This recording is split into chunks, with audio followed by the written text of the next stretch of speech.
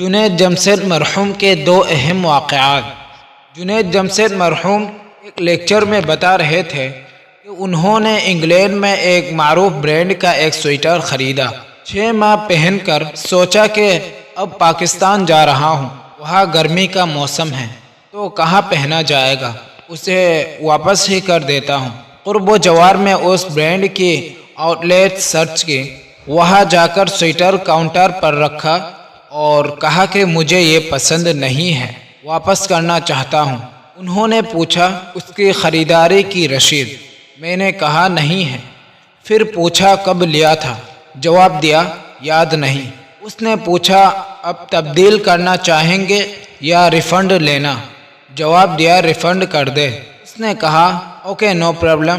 50 pound کا خریدا تھا اور اب 6 ماہ بعد 50 پاؤنڈ واپس مل گئے۔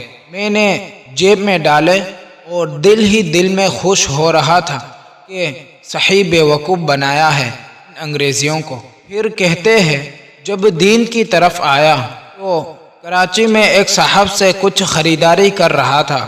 دکاندار نے بڑا سا لکھ کر لگایا ہوا تھا کہ خریدا ہوا مال واپس یا تبدیل نہیں ہوگا۔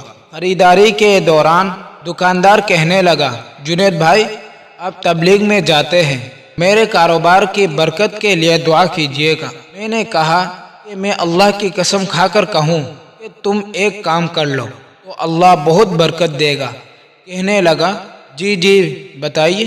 میں نے کہا یہ جو اتنا بڑا بورڈ لکھ کر لگایا ہوا کہ خریدا ہوا مال واپس نہیں ہوگا، یہ اتار دو۔ کہنے لگا نہیں جی یہ تو نہیں اتر سکتا، اس طرح تو ہمارا کاروبار نہیں چلے گا۔ جنید جمشید نے دونوں سینئرز کا تقابل کرتے ہوئے کہا کہ جو کھلے دل سے فروخت کردہ چیزیں واپس لیتے ہیں ان کے اسٹور جا کر دیکھیں کتنے وسیع و عریض ہیں اور وہاں کتنا رش ہے، اور یہاں جنہوں نے یہ لکھا ہوا ہے ان کی دکانیں دیکھ لیں کتنی چھوٹی اور کاروبار کتنا محدود ہے۔ رزق اللہ تعالیٰ دیتا ہے، کوئی کسٹمر نہیں، اور اللہ نیت کو دیکھتا ہے اور پھر اسی کے مطابق نوازتا ہے۔ ایسے مضامین سننے کے لیے فیضور IYI چینل کو سبسکرائب کریں۔ شکراً جزیلا۔